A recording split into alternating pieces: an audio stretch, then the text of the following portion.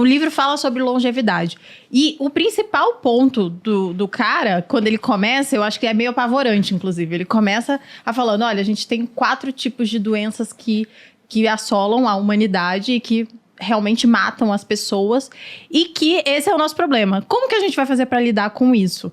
E aí ele meio que dá uma explanada e apavorada, porque ele fala... Vocês lembram das 4? Vocês querem falar um pouco sobre isso? Eu São lembro, os 4 se não cavaleiros do quiser. Apocalipse que ele fala, né? Que eles acabam trazendo são as doenças cardiovasculares. E eu sou suspeito para falar porque eu sou cardiologista, então eu tenho esse viés aqui de confirmação, talvez. Fala sobre câncer, as doenças oncológicas, as neoplasias acabam entrando também. Os quadros demenciais, que talvez a gente está vendo cada vez mais com o aumento de tempo de vida da população. E tempo de vida, não falei longevidade ainda, que fique bem claro. E também as doenças associadas à resistência insulínica, que a gente está falando sobre diabetes e tudo mais nessa questão. E aí, eu queria entender se vocês concordam com essa visão dele de que essas 4 doenças são as doenças realmente que a gente tem que combater.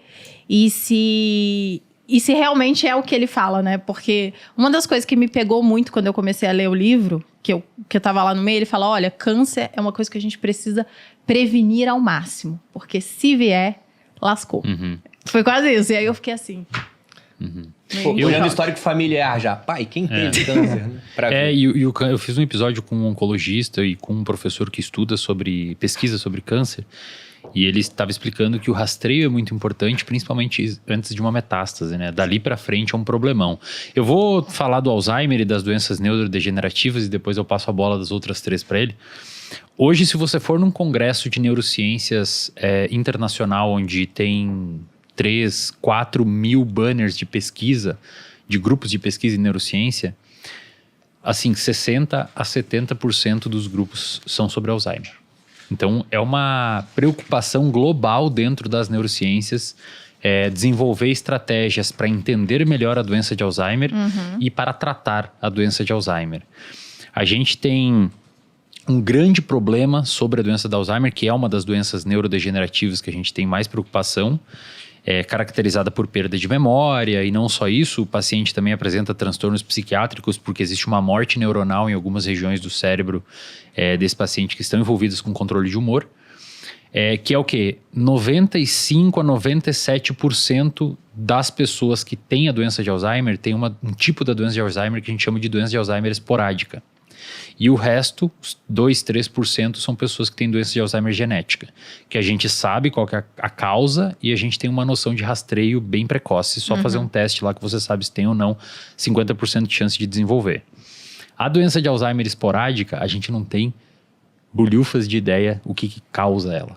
A gente tem noção que coisas que vão desde resistência à ação da insulina, inclusive alguns grupos de pesquisa sugerem que o Alzheimer seja um tipo de diabetes, porque existe uma resistência à insulina no cérebro, embora isso ainda seja estudado, e até mesmo a exposição a agrotóxicos. Então a gente não tem muita noção do que de fato mais contribui. A gente sabe que é multifatorial e multicausal provavelmente.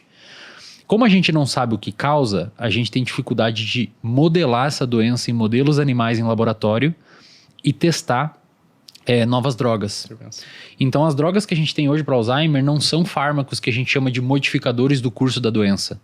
Eles são fármacos que previnem o avanço ou reduzem o avanço. Eles tentam dar uma freada, mas a doença continua andando. É diferente de um fármaco que troca a doença de lugar, ela vai para outro lado, que é possivelmente por uma cura. É como se fosse um antibiótico, por exemplo. Exatamente, né? Perfeito. Então, cara, é um desespero, porque o principal fator de risco para o desenvolvimento de doença de Alzheimer é a idade.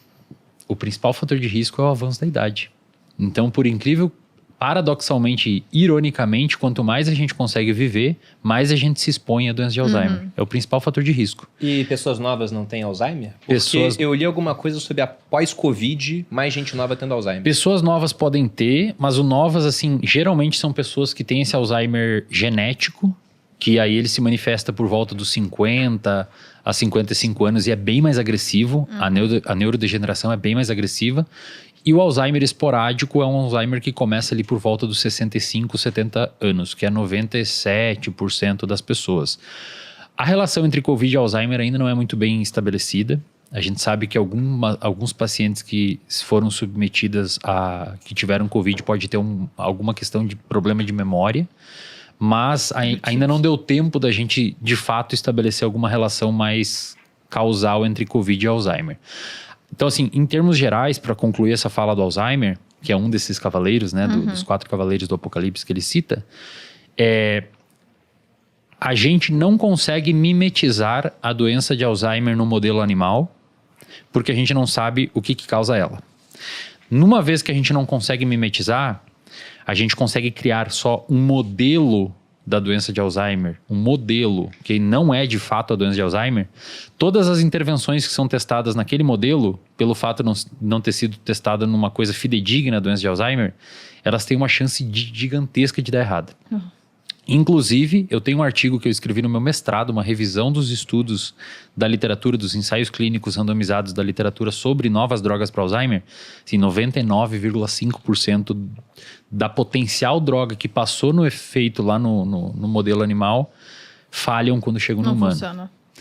E aí, isso levou inclusive a Pfizer, que na época não era conhecida, depois foi conhecida por causa da vacina, a Pfizer a fechar um departamento inteiro de neurociências em 2017, porque, assim, de 150 potenciais drogas que eles testam, nenhuma funciona, cara. Então, é pouco rentável para eles, né? É muito difícil você acessar o cérebro tem uma barreira hematoencefálica que não é qualquer coisa que passa, ainda bem, assim, não, toxinas e tal não entra, porque é um órgão muito nobre. Então, na questão do Alzheimer, ele tá totalmente correto, assim, eu vou deixar o resto para ele comentar, mas no do Alzheimer é um problemaço. Tanto é que se você vai num congresso de neurociência hoje, os grupos de pesquisa estão desesperados para tentar entender melhor o Alzheimer, porque a gente não sabe como reverter o quadro, a gente sabe só como dar uma freada no avanço. E é uma doença, cara, que assim, eu não sei se vocês já conviveram com alguém com Alzheimer, é desesperador. A pessoa não...